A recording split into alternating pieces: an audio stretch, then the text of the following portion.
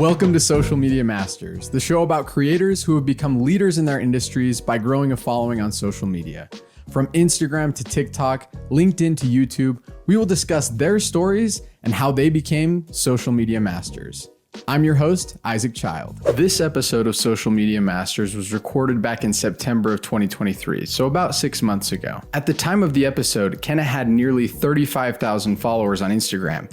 Now, she has 45,000 followers on Instagram. So since the time of recording this episode, she's grown another 10,000 plus followers using the practices and strategies that we talk about in this episode. Kenna is a Christian artist who would describe herself as more of an introvert, something that you might not anticipate from somebody who has a large following on social media. When Kenna was just in 8th grade, she convinced her mom to let her stop doing orchestra and replace that with an art class. Little did she know, that would eventually lead her to creating art, building a business, and building a social media following of nearly 50,000 followers on Instagram. On this episode, we will talk about Kenna's story, how she got into art, and how she was able to grow an account on social media to over 20,000 followers. Then have that account get shut down, have to start from zero, and get back up to 30,000 followers in less than a year. She's going to share her strategies and tips on how she was able to do that. I thoroughly enjoyed talking with Kenna and learning from her, and I hope you do as well. Hey, Kenna, it's so good to have you on the show. Thanks for being on. Yeah, thanks for having me. I'm super excited. Yeah, absolutely. I am stoked to learn a little bit more about you as a person, your story, and how you got into art, how you were able to grow your social media and everything in between. So just to kind of kick things off, just to get to know you a little bit better as a person before we get into all the social media, nitty gritty, tell me a little bit about like your early life. What were you like as a student in school? Were you more outgoing or were you more of a shy personality? Okay, so I was definitely more shy. I feel like that was kind of my identity growing up. I was like, I'm just a shy kid. I'm not super friendly or outgoing or like funny. And so I feel like I've kind of carried that throughout my life. And I feel like I'm not as shy now. I'm definitely more of an introvert, but I can like kind of be an extrovert when I have to be. But yeah, I was definitely like a good student, not a perfect student by any means, but I think I had like a 3.9 GPA in high school and I tried to get a 4.0, but that didn't work out. Gotcha. I was kind of the same way, like borderline perfectionist, but like it was okay that, maybe slipped up in a couple of those areas. But tell me a little bit about your art background. What got you interested in art? Were you one of those kids that kind of just always doodled and enjoyed it? Did you take art classes? Yeah, so I feel like growing up as a kid, I like painting and doodling and doing all those little things like any kid does. But I didn't really get into it until I was in middle school. When I was in 7th grade, I had to take a few elective classes and I really wanted to take art, but my mom wanted me to take orchestra. And so I took orchestra that year and that took up my whole like elective credits. So I couldn't take art. But then my 8th grade year, I was like, okay, I'm not doing orchestra, Mom. I don't want to do it. I'm going to do art instead. So then I took like the first art class that most of the 7th graders took. And the same year, like the next semester, I took the second art class. And that is when I really discovered that I liked it a lot. And it was the first time I was kind of doing more, like not advanced drawings and things like that, but like I wasn't just doodling, like I was completing an assignment that took 10 hours or something, And so I feel like that really helped me see that I liked it, but then also that I was actually good at it. And like I said before, like I was a shy kid, I was awkward in middle school and I don't know, like friends were hard back then and, it was just a rough time. I really found a lot of comfort in art and just knowing that like, okay, I might not be good at sports or I might not be good at this, but I am actually good at art. And so I just really leaned into it during that time. That's awesome. And when you kind of found that passion for art, were you doing just like school projects and that was when you'd kind of get your creative outlet, or were you doing a lot of like art on the side? Were you taking a lot of your time to create art? So at that time, I think I was mostly just doing school projects. So then in high school, that was just drawing. In middle school, I didn't do any painting. So then I took a drawing class my freshman year of high school and just kind of continued doing school projects. And then I think my sophomore year, I took a painting class. That's more when I started doing stuff outside of just the school projects because I really enjoyed painting and I like worked on that a lot. I was doing watercolor all the time. So that's when I started, doing things for school, but then also kind of branching out and even starting doing things for other people and selling my art a little bit, but not too much yet. So you started like even doing it as kind of a business thing as early as high school then? Yeah. So, and what's funny too is I made my original Instagram account when I was in eighth grade. Okay. So I was like 15 when I started posting on that account. And at the time, it was mostly just the school projects I was working on. Okay. So if you scroll back, you'll see random portraits of Harry Potter and Zac Efron and stuff like that, which is kind of fun. Yeah. But then high school, like people would say like, hey, will you paint this like faceless watercolor portrait for me? Or I did a lot of these like watercolor world maps. So I did those for friends and family. So just things like that. Cool. That's cool. So was your Instagram account, was that specifically your art or was that also like a personal account on the side? So I started one just for art.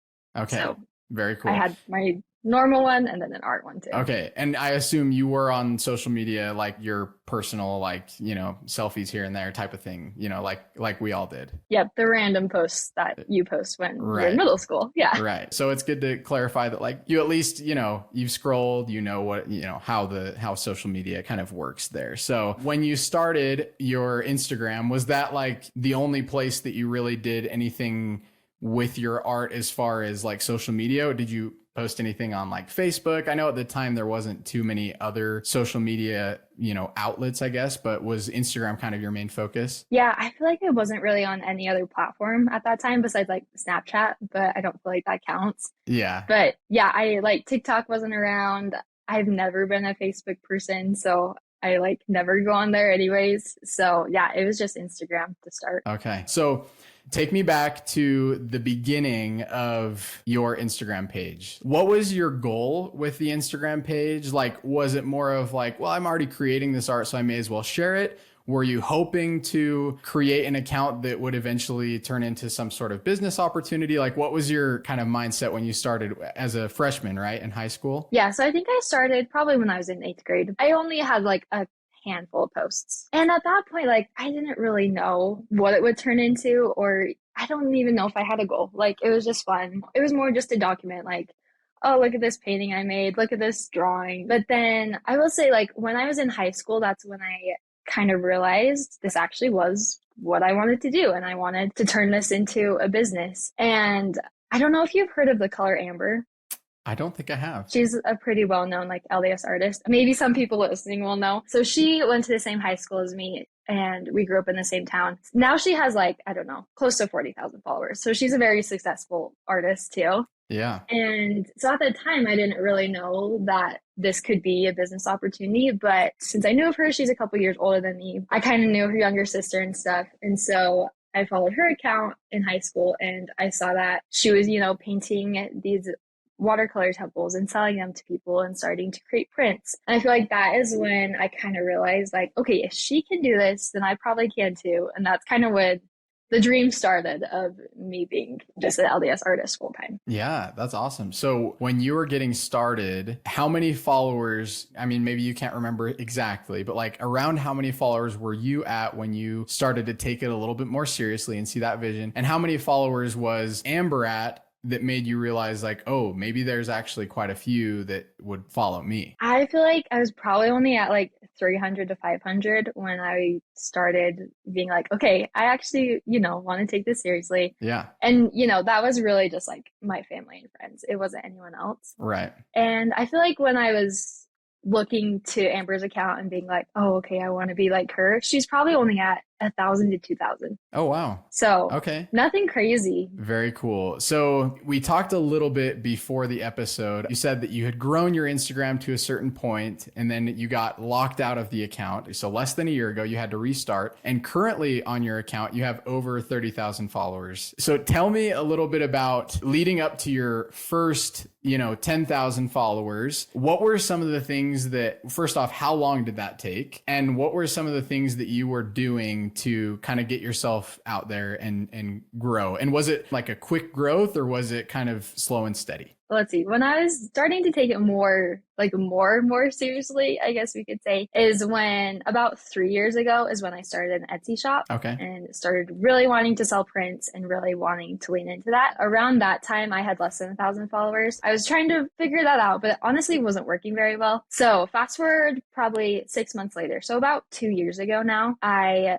wanted to take it more seriously. And so I created my first painting of Christ that's more in the style that I do now. And I feel like that's when I started to grow more. And then I remember hitting 1,000 followers in November of, it'd be 2021. That kind of gives you like a time frame of like, I was at 1,000. And then when I got locked out of my account, I was at about 12,000. So within, those next couple months, I grew pretty quickly because there are just a couple posts that did well and that brought like more visibility to my account and stuff. And what actually really helped me grow and like those posts that were doing well was I would paint these Book of Mormons. I don't know if you've seen people do this. Yes. But people just take acrylic paint and paint flowers on Book of Mormons, and they blew up so fast. Like they're so popular. And so I would post reels of those, and those were the first reels I ever had that got over 100,000 views or something like that. And then I'd also even do carousel posts, and those would do really well. And so that was what brought a lot more people into my account and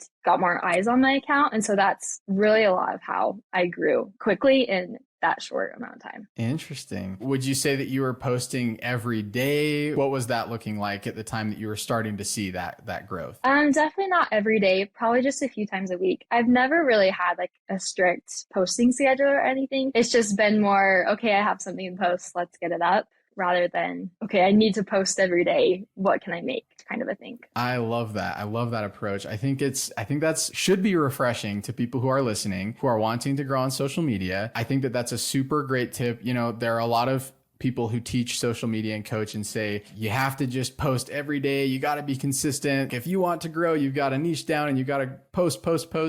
And like, of course, those things are true. Obviously, you wouldn't be here if you hadn't posted, right? If you hadn't put yourself out there. But I think it's refreshing to know that it doesn't take the 2 to 3 posts every day to see the growth that you've been able to experience. Interestingly, just like looking at your account now, you've posted just over 100 times since the new account, since you restarted. That is on average, given that it's almost been a year, one post every 2-3 days, which is about on par with that. And how do you feel like in not posting every single day all the time, how do you feel like that's helped in your social media to potentially, feel a little bit better about the content that you produce and still see growth? So what I found is you really have to find a balance between quality and quantity. I think quality comes with more quantity, right? So like if you've only posted one video, it might not be great quality, and that's okay. But the more you post, it's going to be more high quality. So I feel like for me, I don't want to push myself to be posting every single day just for the heck of it and have it not be a great post. I would rather post a few times each week, but have it be a high quality post while still maintaining consistency and, posting enough where my account is still getting views and visibility, but I'm not overworking myself. I feel like that makes social media so much more fun too. When you make it fun, you're going to enjoy it. And I feel like your audience can sense that. And so I think that's important too. Just don't overwork yourself. Don't overdo it. Just find the balance that's right for you and run with that. I love that. And I think you are living proof. You're proof right in front of us that you're able to enjoy it. You're able to post 2 to 3 times a week and still see incredible growth that you've been able to see. And one of the questions that I wanted to ask you was, how do you feel like niching down? Obviously, you're an artist. You're very focused on LDS art, right? Art more geared to members of the Church of Jesus Christ of Latter-day Saints, of which we're both members. That's, part of the reason that I was drawn to your art. How do you feel like that's helped in your growth?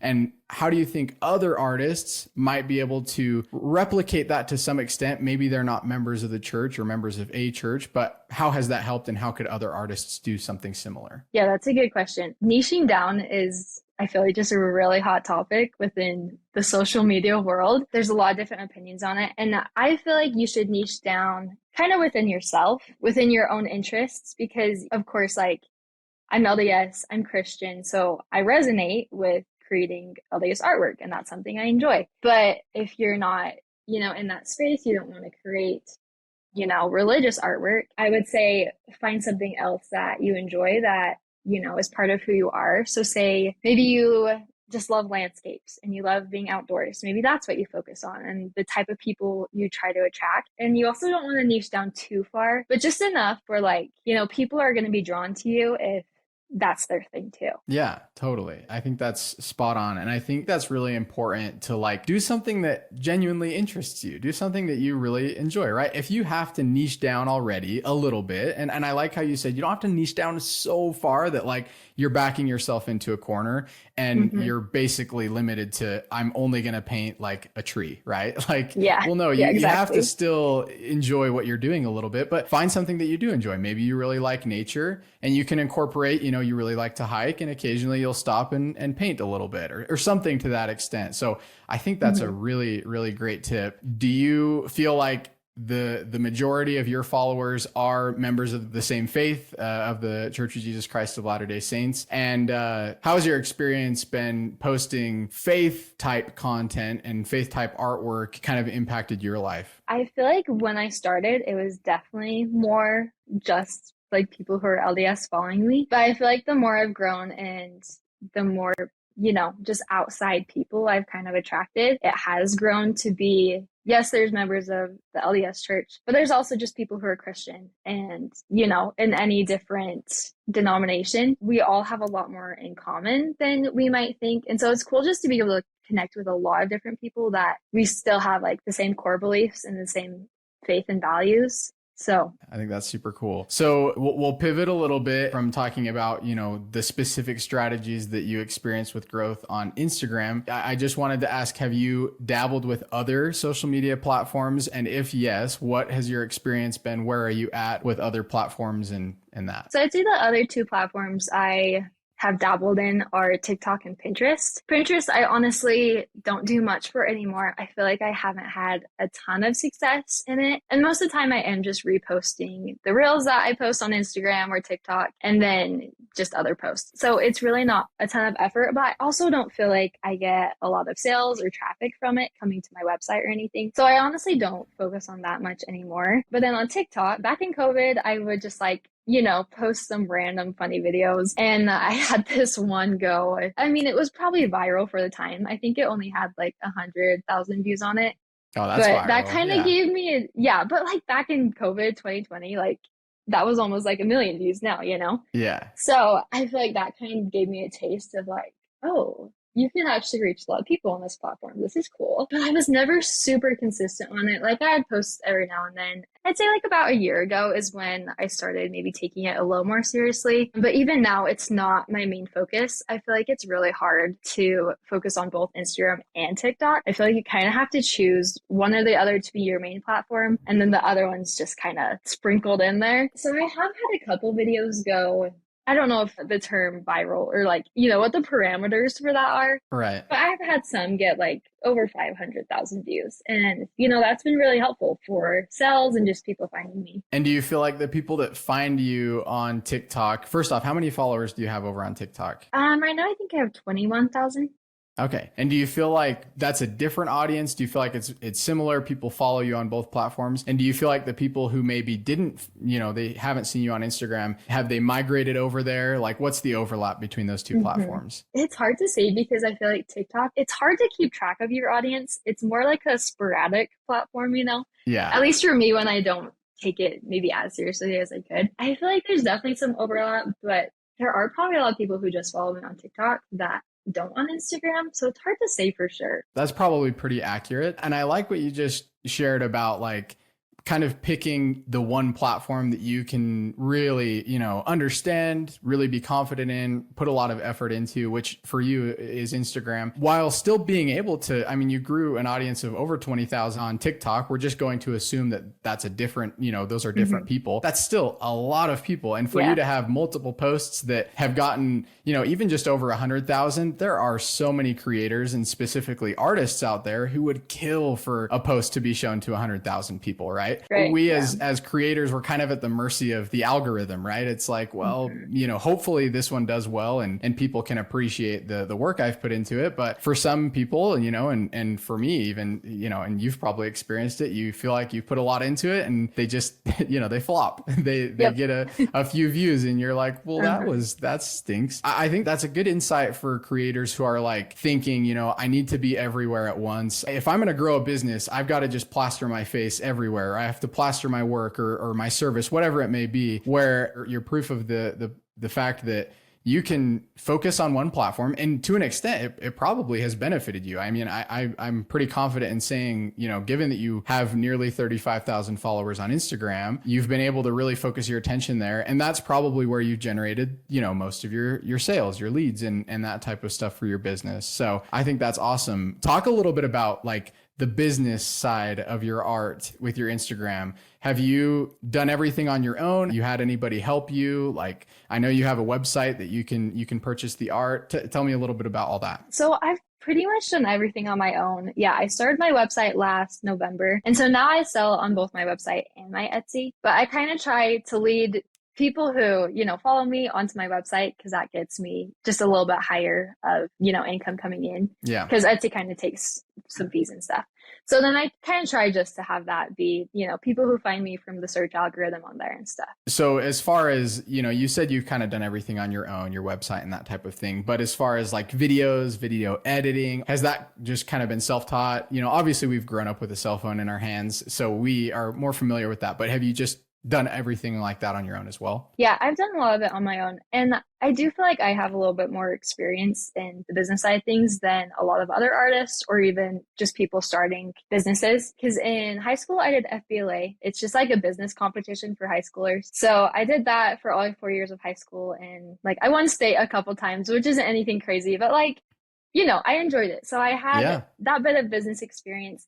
And then I did go to school for marketing. So I have a little bit of that too. For almost a year, I worked for a local swimsuit company and I did all of their video content. So I was in charge of their TikTok and Reels. So I feel like that's given me a lot of good video experience too. Yeah, that's super cool though. I think you're a good example of you've wanted to learn those things and you've put it to the test by doing a number of different things, whether that be in business and marketing, in video, all those types of things. But you've been able to kind of accumulate all of those skills and then apply it into what is your real passion. So Ken, a question for you then is, for somebody who doesn't have all that experience, who has never, they haven't won state at a business competition, they haven't, those are impressive accolades, and or they haven't taken, marketing classes in school, they haven't worked for a company producing content already. What can they do right now? They've got their art, they're a great artist, but what can they do to kind of either learn those skills or do other things to potentially kind of a head start on social media? Oh, that's a hard question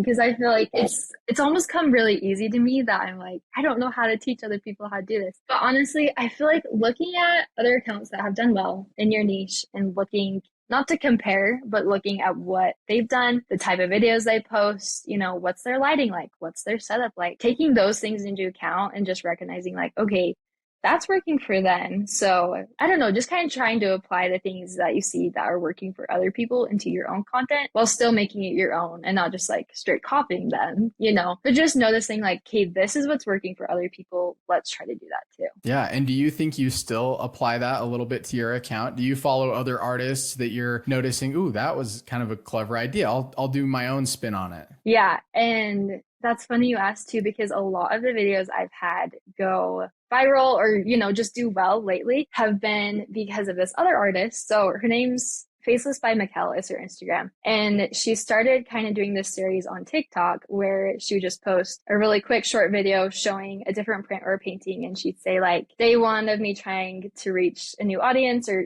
trying to find the people who resonate with my art, something like that. And so I saw one of her videos did really well. It had like 70,000 views on TikTok. So I was like, okay, I'm going to try that too. And I used the same sound she did and that video like did great. And almost every other video that I posted like that has done pretty good or really good. And now I've actually seen a ton of other artists do it and they've had videos that have gone over 1 million views and have gained tons of followers from it. So I think it is really beneficial to look at what is working for other people and kind of apply that to your own content. Yeah, absolutely. And I think that, sharing that some of your content did really good and some of it did pretty good, doing something that somebody else has done and putting your own spin on it is good insight to know that, like, if you try something that somebody else has done and done well and been successful, they got a lot of views or their post got a lot of engagement, and you don't see, the same numbers or the same exact result, like, don't give up. Try it again. Try it in a different way, right? Yeah, Like, it doesn't for sure. mean that it's just like the end of the world. Maybe in your instance, the first time that you did that post, you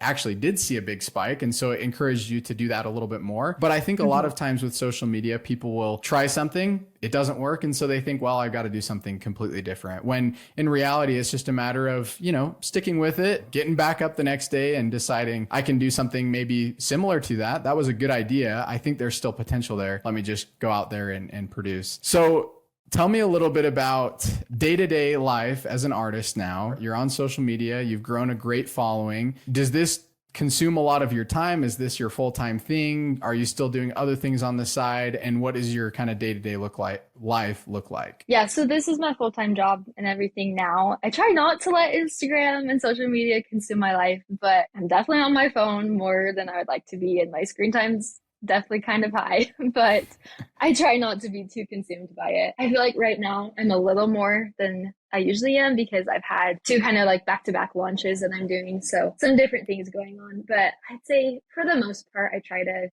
have a good enough balance between my work and my just regular life because they are so integrated. And so, it's just all in one kind of thing. I feel like as an entrepreneur, I don't really have a set schedule. I just kind of wake up in the morning, figure out, okay, these are the things I need to get done today. I need to package orders. I need to get a video out for this. I don't know. My day to day changes a lot, but that's kind of what makes it fun too. Yeah. And so a question for you on that, as an entrepreneur who doesn't have a set schedule every single day, maybe you have tasks that you have to complete. How do you stay motivated when maybe things are a little bit slower or you don't have as many tasks to do that day? How do you continue to grow and learn and do different things? Yeah, that's a great question. And actually, I went through a really unmotivated, hard phase in August because for some reason I had in my head that, like, okay, people are busy right now. Like, they're not buying art. There's no holidays coming up. And I didn't have any big things planned. So like for September, like you're saying, I just launched some sweatshirts and I am doing journals right now. So I've had some bigger things that I was looking forward to, but that weren't happening yet. And so I kind of did hit a big slump in August. And it's hard to stay motivated, especially when you don't have anything coming up that you're working on. It's normal for you to go in phases of that. And when you're in that unmotivated slump, you don't have to like push yourself so hard to get out of it. You can kind of just ride the wave because, it's going to go up and down no matter what. But I would say it's really helpful to find, a different project or something else that you can work on that you can still get excited about, even though you might still just be kind of in a slump. Yeah. And I think an interesting insight from that is maybe set some things to look forward to and maybe with a little bit more frequency, right? The two launches that you've been doing with the sweatshirts and with journals, you were looking forward to those, even though they were a ways out. And, August was kind of your slump because you were looking forward to like that happening, further in the future. But maybe a good insight, and this is something I'll try to apply as well, is maybe set like every 2 weeks, there's something that you can kind of look forward to. Maybe it's not like a full product launch that you're trying to get out there, but as an entrepreneur, just something to stay a little bit more motivated, right? Maybe it's a YouTube video that for the, maybe you're trying to get on YouTube. And sometimes as an entrepreneur, as a creator, being somebody who's on social media, it's hard to like constantly be working on something or to feel like every day has been put to good use.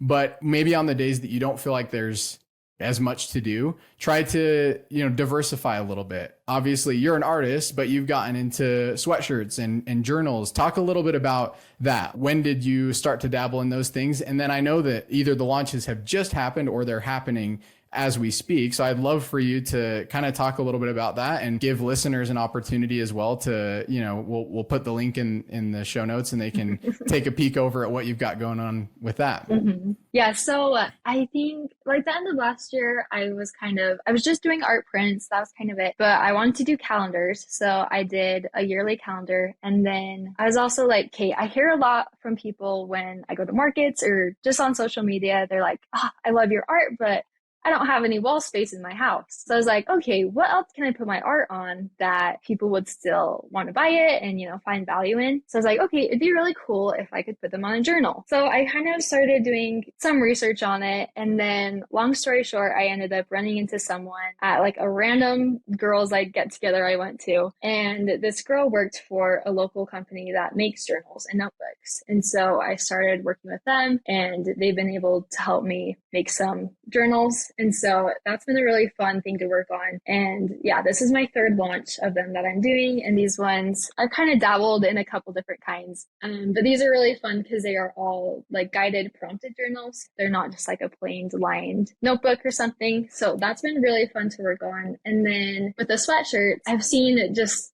tons of like cute Christian quotes and things on sweatshirts. I've always thought that would be really fun to do. So some of our good friends, they started an embroidery company a couple months ago. And so for the past few months, we've been like, oh, it'd be so fun to do a collab. So it's kind of always in the back of our minds. And then about a month ago, we were like, hey, this would actually be really good. Like, let's do sweatshirts. So we started working on it. I came up with 5 designs, and then we made them and we launched those, I think, a week ago. So yeah, that was really fun. Exciting. And they did pretty good. I think most of them sold out within the first day. So that was awesome. And it was really fun. Yeah, I think a lot of people who are listening, maybe artists who are trying to grow on social media, artists who are trying to grow their business and take what they're doing full time, or already have it full time and just aren't seeing a bunch of success, probably listen to you right now and think, my goodness, Kenna is so lucky. She was at a girls' night and all of a sudden, like, she got connected with somebody who does printing, and then she has some neighbors who do embroidery. But the truth is, Kenna, is that's not just luck. I mean, you could consider those things like, wow, you were lucky. But the important part to realize is that you as an artist, you were thinking of these things beforehand. You've already been formulating those things in your brain. So when you found out that, a girl worked at a print shop, it wasn't just like, oh, cool job. You work at a print shop. You were able to use that and leverage that as, oh, I have this idea. Let's actually come together and make that work. So do you feel like up to this point, you getting to 35,000 followers, building a website, diversifying where you've put your art and what you've done, how much do you feel like has been luck, and how much do you feel like has been hard work and just elbow grease, right? Yeah. I mean, I do consider myself a hard worker, but I'm not the type who's working 12 hours a day, And so I feel like, yes, there's an element of luck, but it's more things working out the way it's supposed to, rather than, just being in the right place at the right time. So I feel like I just kind of, opened myself up to those ideas. And so then when the right opportunity came, I was like, yes, let's do that. That's super great. I agree totally with what you have to say. And I think it's super refreshing to know that it's 100% possible to do these things without being the entrepreneur who only gets 4 hours of sleep a night and who's always consumed in their business and that type of thing. When you restarted in December of last year, obviously you already had a lot of content that you could put back on that page. You were probably doing your best to try and get previous followers of that about 20,000 that were there to come over to this new account. But talk about like where your head was at that time, and then how over the last 10 months now you've been able to get back to not just your 20,000, but up to that 30,000. Yeah, the beginning was very rough, I would say. I was really disappointed about it. I was like, crap, what am I going to do? But then also at the beginning, I was like, kind of wanted to prove myself. I was like, okay, if I've done this once, I can do it again, kind of a thing. So yeah, like you said, I reposted all of the videos that had done well on my last account to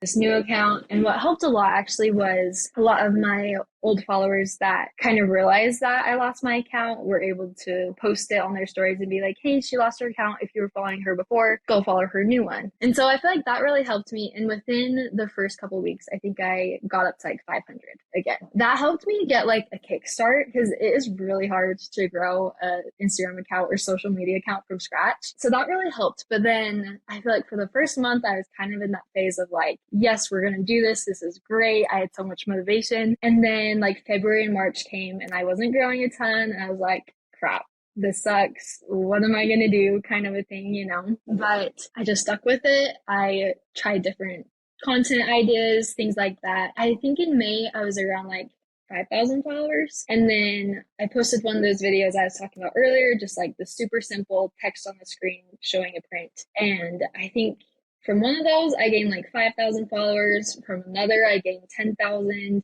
so that has really helped get my account back up there and, gain a lot more followers than I really thought I ever would be in this amount of time. Yeah, that's awesome. An interesting statistic that kind of backs up what you just shared is that about 5% of our content leads to about 95% of our following. So, you said you had a couple posts that led to 5,000 or 10,000. And the interesting thing is, like we just talked about luck and hard work, is it may have been like just kind of a piece of luck that, wow, I got 5,000 followers from that. But had you not showed up that day and showed up maybe the other few times that week, you may not have been in that position to do that at all. And because you were keeping with it, even when things were a little bit discouraging, you were able to put yourself into a position that when you posted that video, those 5,000 people were ready to, come and follow your account. So I think that's super, super great insight. We didn't talk a ton about like your business. When did you take your business full time and how has that been for you? This has a little more backstory to it than maybe you want, but I decided to go full time in my business last October, and I had kind of been thinking about it. And like I said, I was working doing social media for that swimsuit company. So then actually middle of October, I randomly got fired or laid off, whatever you want to call it. So then I was like, crap, what am I going to do? And I had kind of had the thought before where I was like, oh, it'd be really nice just to be able to take this full time and just be doing my art, So then that opportunity presented itself and I was like, crap. Am I actually going to do this? But since it was October, I knew that the holiday season was coming up and that's usually the busiest time of year and where a lot of the sales come in, I was like, okay, I know I'm going to be able to make money. I know it's going to be okay for at least these first, couple months. So I was like, okay, we'll take the risk. We'll do it. But I was still doing school at that time. And then a couple weeks later, I was talking to my husband, it's hard to be a student and be paying for your own college. And we were talking about that and we're like, okay, are we going to have enough money to even like be able to get us both through school? And so the decision of me stopping school kind of stemmed from a financial point where we're like, hey, is this actually the smart thing to do? At first I was like, no, I've got to finish school. Like this is what I planned on doing my whole life. And then when I started thinking about it more, I was like, hey, actually, my goal isn't to work in a marketing agency or doing marketing for a different business. It's to be doing my own thing and to be working for myself. And I never really thought that was going to be possible until I was, had kids and was like a stay-at-home mom and was doing that on the side. But then, the series of events kind of opened up my mind. I was like, hey, actually,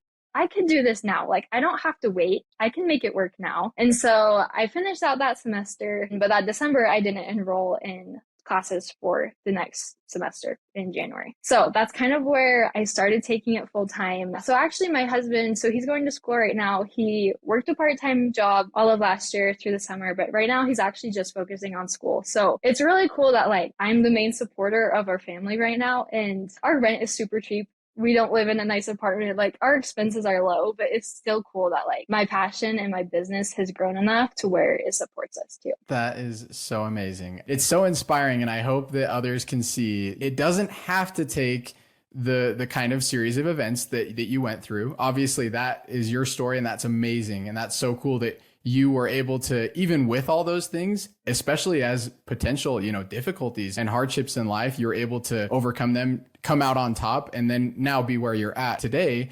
But maybe it doesn't have to take the lightning bolt to the head to realize like, oh, I need to do this, or I could do this today. Maybe your time to start is now. So what would you say to other artists, maybe not even just specifically artists? I'm sure there are people who are listening to this as well, who are growing their business through social media, doing something else that they enjoy that could be similar to art. What advice might you give them as they're kind of getting started? Oh, it's hard. Like, go easy on yourself. You just got to put yourself out there, and the more content you put out, the better it's going to be. One thing I was actually thinking of, I learned this from just like a business mentor a couple weeks ago. Once we have 1,000 followers, then we'll post the way we want to, and then we'll be successful or whatever. But I learned from her that it's a lot more beneficial to do it backwards, to be confident to start and then do the thing we want to, and then we'll have success. Does that make sense? Yeah. So kind of just like working backwards and like, I don't know, everyone says fake it till you make it. And that's so true. Like just have the confidence to put yourself out there. Like you already have 100,000 followers or 1 million followers. Show up in that way, the way that you want to, even if you only have 50 followers. I think that's so profound.